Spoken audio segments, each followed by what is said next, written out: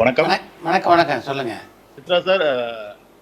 First of all வந்துட்டு ஒரு விஷயம் சொல்லணும்னா, எல்லாரும் சொல்லுவாங்க வந்து தமிழ்நாட்டுடைய தமிழ் சினிமாவோட என்சைக்ளோபீடியா சொல்றாங்க அவங்கள.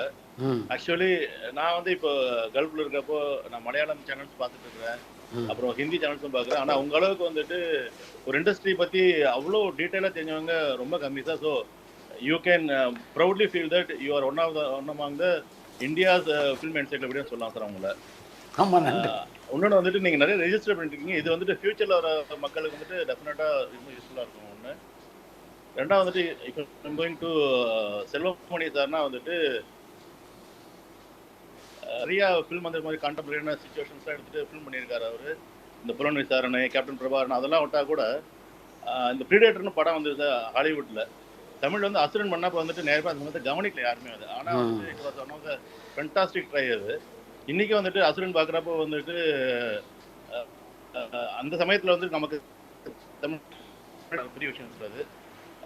இப்போ வந்து we are missing on that Selvamani sir. அதாவது திருப்பி ஏதாவது நீங்கள் அதை என்ன மாதிரி ட்ரை பண்ணுறீங்க? மக்களாட்சி மாதிரி நிறைய ஜானர் கொடுத்துருக்கீங்க, நீங்கள் பொலிட்டிக்கல் ஜானர் கொடுத்துருக்கீங்க, இந்த ப்ரீடேட்டர் மாதிரி டெக்னிக்கல் ஜானர் கொடுத்துருக்கீங்க.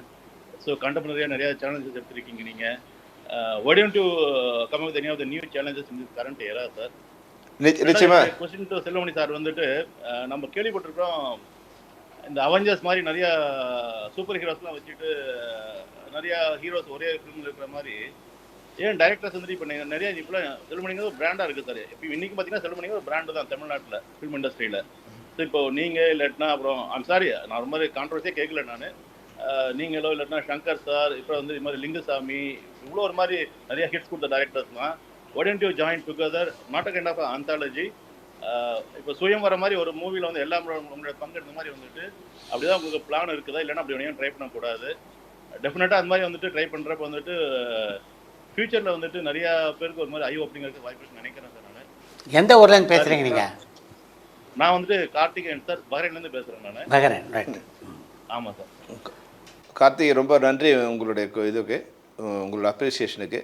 நிச்சயமாக நான் வந்து இப்போ தான் கொஞ்ச நேரம் முன்னாடி சொன்னேன், வந்து விரைவில் ஒரு படம் ஸ்டார்ட் பண்ண போகிறோம், அரசியல் பேஸ்டில் ஒரு படம், இடைத்தேர்தல் ஒரு படம் ஸ்டார்ட் பண்ண போகிறோன்னு சொன்னேன். நீங்கள் சொன்ன மாதிரி எல்லா டைரக்டர்ஸோட வந்து ஆக்சுவலாக வந்து முன்னாடி டைரக்டர்ஸ்லாம் எப்படி இருப்பாங்கன்னா எல்லாம் ஒரு தனித்தனி ஐலண்டாக இருப்பாங்க, யாருக்கும் ஒரு சம்மந்தம் இருக்காது. எப்படி தனித்தனி ஒன்ஸ் வந்து பாரதி ராஜா பாலச்சந்தர் வந்து எங்களெல்லாம் இணைச்சி ஒரு குடும்பமாக ஆக்கினார். படைப்பாளிங்கிற ஒரு இதில் வந்து நாங்கள் குடும்பமானோம்.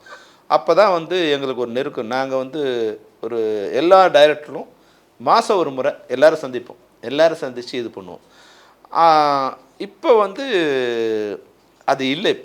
இப்போ மறுபடியும் ஒரு ஐலண்ட் ஆகிட்டாங்க எல்லோரும் ஒருத்தர் பார்க்குறாங்க. பார்க்கும்போது வந்து நான் ஒரு ஹலோ சொல்கிறாங்க, சிரிக்கிறாங்க. அதை தவிர வந்து இயக்குநர்கள்கிட்ட வந்து இப்போ என் காலத்தில் இருந்த இயக்குனரும் இன்னும் நல்ல பழக்கம் இருக்குது. பி வாசாரோ இல்லை கே எஸ் ரவிக்குமாரோ, லிங்குசாமி, சங்கர், இது மாதிரியான இதுகளோடு இருக்குது. எங்கள் மேலே அடுத்த வர ஜென்ரேஷன் வந்து மரியாதையோடு இருக்காங்க. ஆனால் அந்த இதில் ஜாயின் பண்ணல இன்னும். நாங்கள் பாலச்சந்தர், பாரதி ராஜா வந்து எங்களுக்கு முன்னாடி ஜென்ரேஷன். ஆனால் அவங்க எங்களோட வந்து ஜெல்லான மாதிரி இப்போது வந்து ஒருவேளை அது எங்கள் தப்பாக கூட இருக்கலாம். அவங்க எங்களோட ஜெல்லான மாதிரி நான் இவங்களோட ஜெல் ஆகலையா என்னன்னு எனக்கு தெரியல. இந்த நீங்கள் சொன்ன இது வந்து நல்லா இருக்குது. முதல்ல வந்து இந்த எல்லோரும் ஒன்றிணைக்கிற ஒரு முயற்சியை பண்ணுவோம். அதுக்கப்புறமா நீங்கள் சொன்ன முயற்சி, இப்போ எல்லோரும் தனித்தனியாக இருக்காங்க, எல்லோரையும் வந்து பழையபடி வந்து எல்லா டைரக்டரும் ஒரே குடும்பமாக இருக்கிறதுக்கு உண்டான ஒரு முயற்சியை பண்ணி அதுக்கப்புறமா நீங்கள் சொல்கிறத ட்ரை பண்ணலாம். கார்த்திக், தேங்க்யூ.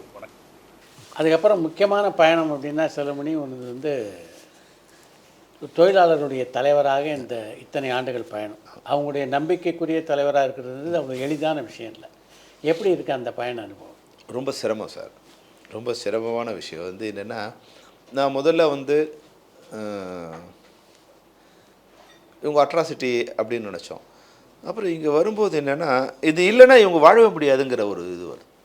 இப்போ இதன் மூலம் ஒரு விஷயத்தை வந்து சித்ரா உங்களுக்கு நான் வந்து சொல்ல விரும்புகிறது என்னென்னா, இது ஒரு இண்டஸ்ட்ரி. திரைப்பட உலகம், தமிழ் சினிமாங்கிறது ஒரு இண்டஸ்ட்ரி. ஏறக்கூடிய வந்து ஒரு 3000 5000 கோடி ரூபாய் வருடத்திற்கு புழங்கக்கூடிய ஒரு இண்டஸ்ட்ரி. ஆனால் இதுக்கு எந்த விதமான ஸ்ட்ரக்சரும் இல்லை, எந்த விதமான ஸ்ட்ரக்சர். தொழிலாளர்களுக்கு ஒரு நல்ல ஸ்ட்ரக்சர் இருக்குது. அவங்க அப்போ அந்த ஸ்ட்ரக்சர் இருக்கும்போது அவங்களுடைய உரிமைகளோட இல்லை அவங்களோட வந்து ஒரு 60 to 75% வந்து நடந்துடுது. ஆனால் தயாரிப்பாளர்கள் தான் மிக பாவப்பட்ட ஜென்மங்கள் வந்து தயாரிப்பாளர்கள் தான். அவங்களுக்கு எந்த ஸ்ட்ரக்சரும் இல்லை, எந்த பாதுகாப்பும் இல்லை. அப்போ அவங்க என்ன நினைக்கிறாங்க, இந்த ஸ்ட்ரக்சர் உள்ள ஆளை பார்த்து கோவப்படுறாங்க. நல்லா புரியுது அவங்களுக்கு? உனக்கு எந்த ஸ்ட்ரக்சரும் இல்லை, எதையுமே நீ வரைமுறைப்படுத்துறது இல்லை, வரைமுறை கொஞ்சம் வரைமுறையோடு இருக்குது, இவங்களை பார்த்து உனக்கு கோவம் வருது. அப்போது அங்கே தான் பெப்சி அராஜகம். அப்போது இப்போ நான் தலைவராக வந்த பிறகு யாருக்குறைய நான் வந்து இப்போ வந்து ஒரு 8 வருஷம் ஆயிடுச்சுங்க. 8 வருஷம் வந்து முதல்ல நான் இதெல்லாம் சரி பண்ணேன். ஒரு 4 வருஷம் வந்து எல்லாரையும் உட்காந்து பேசி எல்லாரையும் வந்து முதல்ல ஒழுங்காக ரெகுலரைஸ் பண்ணிட்டேன். இப்போ அவங்க அந்த மாற்றத்துக்கு தயாராகிட்டாங்க. ஆனால் நான் இருக்கும்போது தயாரிப்பாளர்கிட்ட இந்த ஸ்ட்ரக்சர் கூட இப்போ இல்லை. இப்போ நான் சொன்னால் தப்பாயிடும், ஆனாலும் நான் சொல்ல தான் வேணும். நான் சந்தித்த இந்த எனக்கு 20-30 வருஷத்தில் இருக்கும் அமைப்பே இல்லாமல் இருக்கிறது இப்போ தான். இந்த ஒரு 2 வருஷமாக தான் வந்து எந்த விதமான இதுவுமே இல்லாமல் இருக்குது. அப்போது ஒரு தயாரிப்பாளர் படம் பண்ணாங்கன்னா 100% அவங்கள காப்பாற்ற முடியும். 1 கோடி ரூபாய் படம் எடுக்கிறாங்கன்னா 1,10,00,000 ரூபாய் சம்பாதிக்கக்கூடிய அளவுக்கு இன்றைக்கி வந்து சேனல்ஸ் இருக்குது.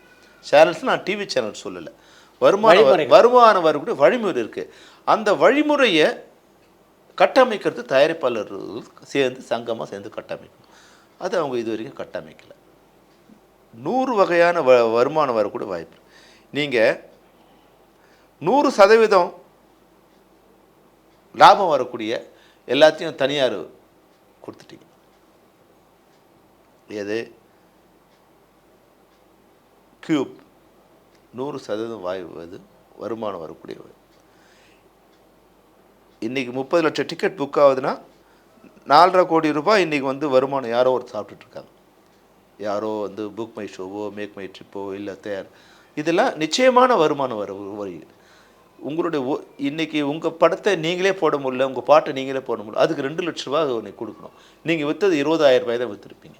அப்போ இன்றைக்கி தயாரிப்பாளர் இது சார் நம்மளுடைய கழிவு கூட வியாபாரம் சார், உங்களோட எச்சை கூட வியாபாரம், உங்களோட ஸ்டில்லு வியாபாரம், உங்களோட எழுதி போட்ட பேப்பர் வந்து வியாபாரம். இதையெல்லாம் இப்போ அந்த வினோத் கேட்ட மாதிரி வந்து இதையெல்லாம் ஆர்கனைஸ் பண்ணி யார் வைக்கிறீங்க? இப்போ இதையெல்லாம் சரி பண்ணாமல் வந்து இப்போ உங்கள் நண்பர் சொன்னீங்க, நீங்கள் படம் எடுக்க வந்தார், 2 கோடி படம் எடுக்க வந்தார், 8 நாளில் 2 கோடி போயிடுச்சுன்னா இது அவரோட தப்பு 50%. இங்கே நிர்வாகம் அமைப்பு இல்லாமல் வந்து யார் எவ்வளோ கேட்குறாங்கன்னு தெரியாமல் பணம் கொடுக்குறது. இப்போது 2 கோடி போட்டு வந்தவங்க வந்து 3 கோடி ஆகலாம், ஆனால் உங்கள் கணக்கு படி பார்த்தா அவருக்கு 5 கோடி ஆகக்கூடிய வாய்ப்பு இருக்குது. 8 எனக்கு தெரிஞ்சு 5 கோடி ஆகக்கூடிய வாய்ப்பு இருக்குது. அப்போ இது வந்து சரிப்படுத்தணும் சார். இதை சரிப்படுத்திட்டா நிச்சயமாக 100% லாபம் வராது, ஆனால் 60% தயாரிப்பாளர்கள் காப்பாற்றப்படுவாங்க. அப்போது நான் அவங்களை குறை சொல்கிறதா நினைக்காதீங்க, தயாரிப்பாளர்கள் இருந்தால் தான் நாங்கள் வாழ முடியும், ஒரு இயக்குனரோ இல்லை ஒரு தொழிலாளியோ வாழ முடியும். அப்போ தயாரிப்பாளர் எப்படியாவது காப்பாற்ற நினைக்கிறோம். ஆனால் அவங்க என்ன நினைக்கிறாங்க, பெருசாக வாயில் பேசுகிறா, எந்த பேட்டா ஆனோன்னு பேட்டாவை கொடுக்கலன்னு ஷூட்டிங் நிறுத்துகிறாங்க. இதை மறுபடியும் நான் சொல்லிகிட்டே இருப்பேன். இன்றைக்கி வந்து ஒரு படத்தோட பட்ஜெட் 300 கோடி ரூபாய். 300 கோடி ரூபாயில் 6 கோடி ரூபாய் தான் அந்த தினக்கூலிகளுக்கு அவங்க கொடுக்குற சம்பளம். எவ்வளோ % வருது சார்? 2% சார். இந்த 2% சரி பண்ணிட்டா நீங்கள் இப்போ நல்லா வந்துடுவீங்களா? சித்ரா சார் நீங்கள் சொல்லுங்கள் சார், நல்லா வருவீங்களா? வர முடியாது. 2% நாங்கள் ஃப்ரீயாக ஒர்க் பண்ணால் கூட நீங்கள் எல்லாம் வர முடியாது. அப்புறம் இந்த 1 கோடி ரூபாயில் படம் எடுக்கிறாங்க இல்லையா, இதில் ஒரு எங்களோட பங்கு கணிசமான பங்கு இருக்குது. ஒரு 35% எங்களுக்கு சேலரியாக கொடுக்குறாங்க. 1 கோடி ரூபாய் படம் எடுக்கிறோம். இதை சரி பண்ணலாம், இதை நிச்சயம். ஆனால் இதை சரி பண்ணால் மட்டும் போதுமா? 35% சரி பண்ணால் நான் தயாராக இருக்கேன். 35% நீ 1 கோடி சேவ் 30. ஆனால் அந்த 65 லட்சத்தையும் சரி பண்ணி பிளான் பண்ணி, யாருக்கும் பிளான் கிடையாது. இன்றைக்கி எங்கே போனாலும் வந்து ஒரு ரோட்டில் கேமரா வச்சா 10 போலீஸ்காரன் வருவான் பணம் கேட்குறதுக்கு, 10 ரவுடிங்க வருவான் பணம் கேட்குறதுக்கு. நீங்கள் எல்லாருக்கும் பணம் கொடுத்துக்கிட்டு ரோட்டில் படம் எடுக்க முடியாது. நீ தமிழ்நாட்டில் எல்லோரும் இப்போ வந்து அஜித் வந்து ஆந்திராவில் ஷூட் பண்ணிகிட்ருக்காரு. ஏன் அஜித்னு கேட்டால் இங்கே வந்து ஃப்ளோர் இல்லை, ரோட்டில் எங்களால் ஷூட் பண்ண முடியல, இங்கே எந்த விதமான இதுவும் இல்லை. எல்லா தயாரிப்பாளர் அங்கே போனால் இங்கேருந்து வந்து உங்களுக்கு டிரான்ஸ்போர்ட்டு, போர்டிங்கு, லாட்ஜிங்கு எல்லாத்தையும் தயாரிப்பாளர் சுமக்கணும். அது எந்த தயாரிப்பாளருக்கும் அதுவும் இல்லை. இங்கே படப்பிடிப்புக்கு உண்டான எந்த வசதிகளும் இல்லை. ஒன்று, எந்த பிளானும் இல்லை. எந்த பிளானும் இல்லை. இப்போது உங்கள் டேட்டு இப்போ நான் வரேன், நீங்கள் ஒரு நடிகர், இப்போ நடிகராக நான் உங்கள்கிட்ட சொல்கிறேன், நீங்கள் எங்கள் டேட் வந்தோடனே பண்ணிக்கலாம் செல்வமணிங்கிறீங்க. நான் வந்து உடனே சித்திரலட்சுமி எழுதி வச்சுக்கிறேன். இன்னொருத்தர் வராரு, அவர் சித்திரலட்சுமி எழுதி வச்சுக்கிறாரு. நீங்கள் பார்க்குறீங்க 2 பேருக்குமே இப்போ அடுத்த ஜூலையில் அடுத்த ஆகஸ்ட்டில் டேட் வேணும். அப்போ என்னங்கிறீங்க, நீங்கள் வந்தோடனே 2 உங்கள் கையில் ரெடியாக இருக்குல்ல.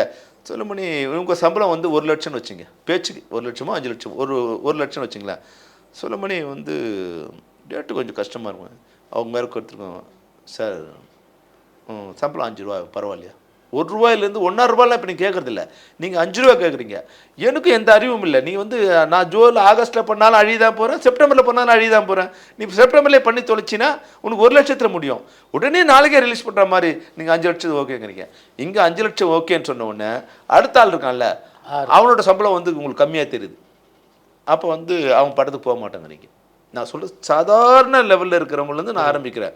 எல்லாரும் இந்த அட்டூழியம் பண்ணுறாங்க.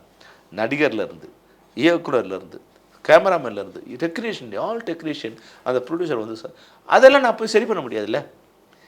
இப்போ சம்பளம் பேட்டாவுக்குள்ள 9 மணிக்கு கால் ஷீட் போனோம், 9 மணிக்கு போகணும் அப்படின்னு நான் என்னோடய ஒர்க்கரை நான் சொல்லலாம். ஆனால் உங்களுக்கு போய் இன்னாருக்கு இவனோட சம்பளம் இந்த 1 கோடி ரூபாய் சம்பளத்தில் ஒரு பாட்டு எழுத்துனுக்கு எப்படியா நீ 2 லட்சம் கொடுக்குறேன் நான் எப்படி கேட்குறது? அவனுக்கு 2 லட்சம் கொடுக்குறீங்க, 5 லட்சம் அது உன்னோட விருப்பம்.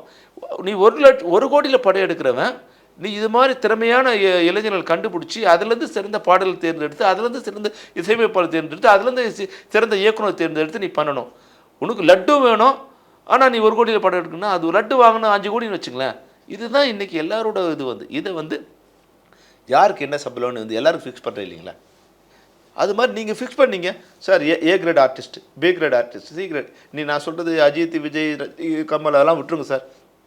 அவங்களால தயாரிப்பாளுக்கு ஏதோ ஒரு லாபம் வருது, ஏதோ ஒரு லாபம் வருதுன்னு சொல்கிறாங்க. அவங்க விட்டுருங்க, அவங்க எவ்வளோ கேட்குறோம் அவங்களுக்கு கொடுத்துருங்க. அவங்க படத்தில் அடிக்க அடுத்தவங்க இருக்காங்கல்ல, அவங்களுக்கு என்ன சம்பளம், அவங்க டேட்ஸ் யார் கொடுத்துருக்காங்க. நீ வந்தோடனே சித்ரா சார் வந்து புக் பண்ண வர, இப்போ வந்து ரெஜிஸ்டர் பண்ண வராரு. வரும்போது எப்போ படம் எடுக்க போகிறீங்க சார்? நான் ஆகஸ்ட்டில் ஜூலையில் போகிறேன் சார், இல்லை செப்டம்பரில் போகிறேன். யார் யார் வச்சு போகிறீங்க சார்? நான் செல்வமணி இன்னார். செல்வமணி வர முடியாது. செல்வமணி அவங்க உங்கள்கிட்ட உங்கள் டைரி உங்கள்கிட்ட இருந்ததுன்னா செல்வமணி உங்கள்கிட்ட போவாத. நீ செல்வமணி வந்து செப்டம்பரில் வந்து செல்வமணி தியாகராஜன் இருக்கார், செல்வமணி அம்மாகரேஷன் இருக்கார், செல்வமணி வந்து சித்ராலட்சுமி இருக்கார் அப்படின்னா நான் செல்வமணி புக் பண்ண மாட்டேன். செல்வமணியை புக் பண்ணிவிட்டு 3 தயாரிப்பில் அங்கே வச்சு ஒரே தங்கத்தை வரும்போது செல்வமணி வந்து 3 பேருமே ரைட் பண்ணுறாரு.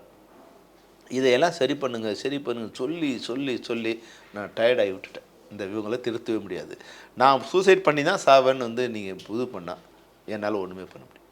தயாரிப்பாளர் சங்கத்து உங்கள் மூலமாக ஒரு வேண்டுகோள், நீங்களும் தயாரிப்பாளராக இருக்கிறதால ஒரு வேண்டுகோள், உங்களுடைய இது சேயிங்க்கும் ஒரு வேல்யூ இருக்கிறதால வேண்டுகோள். இதை சரி பண்ணுங்கள். இதை விட்டுட்டு நடப்பு தயாரிப்பாளர், கரண்ட் தயாரிப்பாளர் சங்கம் அது இது சண்டை போட்டுக்கிட்டு நீங்களே இப்போ தமிழ் இண்டஸ்ட்ரியே ஒரு அபாயகரமான சுச்சுவேஷன் இருக்குது சார். படம் எடுக்கிறதும் தற்கொலை பண்ணிக்கிறதும் ஒன்று சார். இன்றைக்கி நான் வந்து இது சொல்லக்கூடாது சார், நான் இன்றைக்கி இருக்கிறது அதை. ஆனால் இண்டஸ்ட்ரி நல்லா இருக்குது, ஆடியன்ஸ் வெயிட் பண்ணிட்டு இருக்காங்க. இப்போ வந்து நல்ல படங்களும் வெயிட் பண்ணிகிட்டே இருக்கான். அவங்களும் ஆடியன்ஸையும் சாகடிக்காமல், தயாரிப்பாளர்களும் சாகடிக்காமல், தொழிலாளர்களையும் சாகடிக்காமல் ஒரு ஸ்ட்ரக்சர் கிரியேட் பண்ணி, இதில் அரசாங்க உதவி கூட வேணும் சார். இந்த அரசாங்கங்கள் இதுவரை எந்த அரசாங்கமே கூட இந்த ஸ்ட்ரக்சரை பண்ணுறதுக்கு உண்டான முயற்சி பண்ணவே இல்லை சார். ஏதோ போனாங்கன்னா வந்து இந்த டேக்ஸை குறைச்சி கொடுக்குறாங்க. இதையெல்லாம் சரி பண்ண முடியல சார். இது ஒரு இன்ட்ரெஸ்ட் இல்லையா? ஒரு 5000 கோடி இது வருது சார். 5000 கோடி வரும்போது உங்களுக்கு வந்து 18% என்ன ஆச்சு சார்? ஒரு 1000 கோடி ரூபாய் வந்து ஜிஎஸ்டி வருது. ஒரு 8%னா உங்களுக்கு வந்து உங்களுக்கு ஒரு 200-300 கோடி ரூபாய் வந்து லோக்கல் டேக்ஸ் வருது. இதை வந்து சரி பண்ணணும் இல்லையா? இது வந்து இதை நம்பி வந்து ஒரு 5 லட்சம் பேர் தொழிலாளர்கள் நேரடியாக மறைமுகமாக இருக்காங்க சார். அரசாங்கத்துக்கு கூட ஒரு வேண்டுகோள் சார். அரசாங்கத்துக்கு இது வந்து ஒரு கட்டமைச்சு கொடுங்க, எல்லாரும் சரி பண்ணுங்கள். அது நான் தப்பா, நான் சரி பண்ணிக்க நான் தயார். நான்கிறது பெப்சி வந்து தொழிலாளர்கள் தப்பாக இருக்காங்க, நான் சரி பண்ணிக்க தயார். தயாரிப்பாளர் தப்பாக இருக்காங்க, நீங்கள் சரி பண்ணிங்க. எக்ஸிபிட்டார் தப்பு, அவங்கள சரி பண்ணுங்கள். இதனுடைய வருமானம் ஒருத்தர் வந்து ஒரு படம் எடுக்க வரும்போது அவங்களுக்கு எவ்வளோ, அவங்களோட வியாபாரம் என்ன, வருமானம் என்ன, வரும்போதே ஒருத்தர் வந்து இப்போது ஓடிடி விற்றுலாம், சேட்டலைட் விற்றுலாம், எஃப்எம்எஸ் விற்றுலான்னு ஏமாற்றி 1 கோடியில் படம் எடுக்கிறோன்னு சொல்லி வந்து யாரும் 1 கோடியில் எடுக்கிறதில்ல. 1 கோடியில் தயாரிப்பாளர்கிட்ட சொன்னால் அது நாங்கள் பேசிக்கிறோம் சாங்கணும். நான் சொன்னேன் தயாரிப்பாளர் சங்கத்தில், சார் நீங்கள் வந்து ஒரு பட்ஜெட் போட்டுட்டு எல்லாத்தையும் சரி பண்ணி ஓகே பண்ணி நீங்கள் கொடுங்க. நீங்கள் கொடுத்த பிறகு நாங்கள் ஷூட்டிங் போகிறோம். இவங்க என்ன பண்ணுறாங்க, ஓகே ஒரு லெட்டர் கொடுத்து அவங்க பவரை வச்சுக்க என்ஜாய் பண்ண ட்ரை பண்ணுறாங்க. சார் நாங்கள் லெட்டர் கொடுத்தா தான் ஷூட்டிங் போகணும். நான் லெட்டர் எப்போ கொடுக்கணும்னு சொல்கிறேன். செல்வமணி வராரா, சித்ராட்சம் வராரா, என்ன சார் படம் எடுக்க போகிறீங்க, எவ்வளோ பட்ஜெட் உங்களுக்கு, என்ன கதையெல்லாம் ரெடி பண்ணிக்கலாம், எப்போ ஷெட்யூல் போக போகிறீங்க, யாருக்கு எவ்வளோ சம்பளம் கொடுத்தீங்க, ஹீரோ விட்ருங்க சார், மீதி பேருக்கு யாருக்கு என்ன சம்பளம் கொடுத்தீங்க, இந்த டேட்லாம் இருக்கா, இதெல்லாம் பண்ணி அதுக்கப்புறம் நீ ஓகேன்னு கொடுத்தீங்கன்னா அந்த டைரக்டரை கூப்பிட்டு, ஏப்பா 3 நாள் முடிச்சிருவியா, இது 1 கோடியில் முடிப்பியா, உட்காந்து அங்கே பேசிட்டு இருக்கும்போது அவன் சொல்கிறான் ஒரு director, sir assistant director sir வாய்ப்பு கெடுத்துறாது, நீ கெடுத்துறாதாங்கிறான். டேய் கெடுக்கிறது இல்லைடா, படம் பாதியில் நிற்க போகுதுடா. அவன் 1 கோடிக்கு ரெடி பண்ணி வரான் சார் அந்த ப்ரொடியூசரு, நீ அவனை 3 கோடி பண்ணால் படம் பாதியில் நிற்க போகுது. அது உன்னை காப்பாற்றுறது என்னோட நோக்கம் இல்லை, இண்டஸ்ட்ரியை காப்பாற்ற என் நோக்கம். அதனால் சார் இது பண்ண முடியாது சார். அதனால் என்னை திட்டிட்டு போனவங்களாம் இருக்கான். நீ தயாரிப்பாளர்கிட்ட வந்து இப்போ 1 கோடியில் படம் எடுக்க சொன்ன, நீ 1 கோடியில் எடுப்பியா, 1 கோடி எடுக்கலன்னா நீ ஆர் ரெஸ்பான்சிபிள் அப்படின்னு அவன் சொல்லியிருக்கீங்களா, யாராவது சொல்லியிருக்கீங்களா, யாரும் சொல்லலை. இதையெல்லாம் சரி பண்ணணும், அப்போ தான் சார் இந்த இண்டஸ்ட்ரி இருக்கும். தயவுசெய்து எனக்காக ஒரு வேண்டுகோள், நீங்கள் வந்து இதை வந்து யாருக்கு சொல்லுவீங்களோ இவங்களோட சின்ன சின்ன சண்டைகளை இது பண்ணிட்டு இது இப்படி பண்ணால் சார் நிச்சயம் வந்து 60% காப்பாற்றலாம் சார், 100% காப்பாற்ற முடியாது சார். அட்லீஸ்ட் 1 கோடியில் படம் எடுக்கிற 1 கோடியில் படம் எடுப்பான்ல, இல்லை 1.25 கோடி ஆனால் பரவாயில்ல சார், ஒரு 10% 20% வந்து லீனியன்ஸ் இருக்கும் சார், லிவரேஜ் இருக்கும். 300% அதுதான். அப்போது ஒழுக்கம் இல்லாமல் போயிடும்போது அடுத்த ஒழுங்காக இருக்கவன் கெட்டு போகிறான். ஒழுங்காக இல்லாதவன் அந்த படத்தில் 2 லட்சம் கொடுத்துருக்கீங்கன்னா 50,000 சம்பளம், அந்த ப்ரொடியூசர் 2 லட்சம் ஆகும், ஏன் நீ 50,000 வாங்குற. நான் வந்து ஏற்கனவே கூட சொன்னேன், ஒரு இப்போ ஒரு லிரிக் ரைட்டரு அவர் கூப்பிட்டு படம் பண்ண போகிறோங்கிறது பேசுகிறேன். அவர் சொன்னார், செல்வமணி முன்னாடி நீங்கள் படம் நம்ம எழுதிட்டு இருந்தோம், அப்போ ஏதோ வந்து எனக்கு வந்து அப்போ அவருக்கு 5,000 தான், அதே மாதிரி நினச்சிட்டு இப்போ வந்து ஏதோ 50,000 1 லட்சம் ஒன்று நினச்சிட்டு என்கிட்ட பேசாதீங்க. அப்போது இன்டைரக்டாக என் சம்பளம் 50,000 1 லட்சம் இல்லை, நானும் ஒரு 25,000 கொடுக்கலான்னு நினச்சிட்டு இருந்தேன். அதுக்கே அதிகம் நினச்சேன் நான், அதுக்கே அதிகம் என்னோட பட்ஜெட்டு, அவரோட இது நான் சொல்ல, என் பட்ஜெட்டுக்கு 25,000 தான் ஒரு ரைட்டுக்கு நான் கொடுக்க நினைக்கும் போது அவர் என்ன சொன்னார், 50,000 1 லட்சம்னு வந்து இது நினச்சிக்காதீங்க சார், சினிமாவில் வேறு எங்கே போயிடுச்சு, வந்து வைரமுத்து வந்து 10 லட்சம் வாங்குறாரு, அப்போ 2 லட்சம், அவர் வைரமுத்து 10 லட்சம் வாங்குறாரு, எனக்கு 2 லட்சமாக அது இது பண்ணுங்கிறோம். உன்னோட தகுதி என்ன, வைரமுத்து தகுதியை வச்சு நீ எப்படி கம்பேர் பண்ணுற, உன்னோட தகுதி என்ன, இது என்னோட. இப்போ நான் சொன்னேன் 25 லட்சம் சம்பளம் வாங்குற மம்முட்டி 2 லட்சத்தை வாங்கிட்டு ஒர்க் பண்ணார். அப்போ செல்வமணி வந்து 5 வருஷம் கழிச்சு படம் எடுக்க வந்திருக்கேன், நான் படம் எடுக்க போகிற படத்தோட பட்ஜெட் என்ன, இந்த பட்ஜெட்டுக்கு ஒரு சம்பளம் என்னன்னு கேட்டிங்கன்னா ஒரு நியாயமான இதுவாக இருக்கும். நீ வைரமுத்து 10 லட்சம் வாங்குறாரு, எனக்கு வந்து நீ 2 லட்சத்துக்கு கம்மியாக நான் வரமாட்டேன்னா எப்படி. இதே மாதிரி தான் அவரும் இல்லை, இதே மாதிரி எல்லாருமே இருக்காங்க. இதை சரி பண்ண வேண்டியது தயாரிப்பாளர் சங்கத்தோட கடமை. அப்படியே தான் இண்டஸ்ட்ரி வச்சு. நன்றி டூரிங் டாக்கீஸ் ரசிகர்களே. இந்த நிகழ்ச்சி இன்னைக்கு மிகச்சிறப்பாக, அதாவது இந்த நிகழ்ச்சியினுடைய போக்கையே செல்வமணி கொஞ்சம் மாற்றிட்டான்னு நினைக்கிறேன். இதில் வந்து செல்வமணிக்கு மட்டும் இல்லை பங்கு, நம்முடைய டூரிங் டாக்கீஸ் ரசிகர்களுக்கும் மிகப்பெரிய பங்கு இருக்குது. பல அற்புதமான யோசனைகள்லாம் இன்றைக்கி நம்முடைய டூரிங் டாக்கீஸ் ரசிகர்களும் கொடுத்துருக்காங்க. சினிமாவையே மாற்று எப்படி கட்டமைக்கலாம் அப்படின்றதுக்கு கூட இன்றைக்கு பல விவாதங்களை அவங்க முன் வச்சுருக்காங்க. நிச்சயமாக சினிமா துறைக்கே ஒரு நல்ல நல்ல விஷயங்கள் நடக்கிறதுக்கு கூட இன்றைய நிகழ்ச்சியை வந்து ஒரு காரணமாக அமையலான்ற அளவுக்கு இந்த நிகழ்ச்சி இன்றைக்கி பயனுள்ளதாக அமைஞ்சதுன்னா முக்கியமான காரணம் நம்முடைய விருந்தினர். அதாவது விஷயம் தெரிஞ்சவராக விருந்தினர் இருக்கும்போது தான் இது போன்ற தகவல் பரிமாற்றங்கள்லாம் நடக்கும். அவருக்கே விவரம் தெரியல அப்படின்னும்போது இந்த தகவல் பரிமாற்றங்களை சொல்ல முடியாது. இந்த நாலேஜ் ஷேரிங் இருக்குல்ல, அதுதான் சினிமாவில் ரொம்ப முக்கியமான விஷயம். பல பேருடைய நாலேஜ் சேரும்போது தான் சினிமா அப்படின்றது இன்னும் பிரகாசிக்குது. அதுக்கு ஒரு பயனுள்ள நிகழ்ச்சியாக இன்றைக்கி அமைந்தது வந்து நிஜமாகவே மகிழ்ச்சி. இதுக்கு வந்து 100% காரணம்னா நீங்களும் இன்றைய விருந்தினரும். எல்லாருக்கும் என்னுடைய வாழ்த்துக்களும் நன்றிகளும். இன்றைக்கி பல பேர் முயற்சி பண்ணியிருப்பாங்க. யோசிச்சு பாருங்கள், 2 மணி நேரத்தில் நாங்கள் பேசின டைமு ஒரு காலரோடும் குறைஞ்சபட்சம் ஒரு 8 நிமிஷம் பேச வேண்டியிருக்கு. அப்படி பேசும்போது நீங்கள் நூற்றுக்கணக்கில் வந்து வெயிட் பண்ணுறீங்க அப்படின்னு தெரியும். ஆனாலும் எல்லாருக்கும் வந்து வாய்ப்பளிக்க முடியாத ஒரு சூழ்நிலை. ஆனாலும் தொடர்ந்து நம்ம வாரம் சந்திச்சுக்கிறதுனால நிச்சயமாக நாம் அடுத்து பேசக்கூடிய வாய்ப்பு கிடைக்கும். உங்களுக்கு நன்றி. நம்முடைய செல்வமணிக்கு நன்றி. ரொம்ப தேங்க்யூ சார். தேங்க்யூ. பரபரப்பான சினிமா செய்திகள், நட்சத்திரங்களின் பேட்டிகள், சினிமா வரலாறு ஆகியவற்றை பார்க்கவும் படிக்கவும் உங்களுக்கான இணையதளம் tourantalkies.co.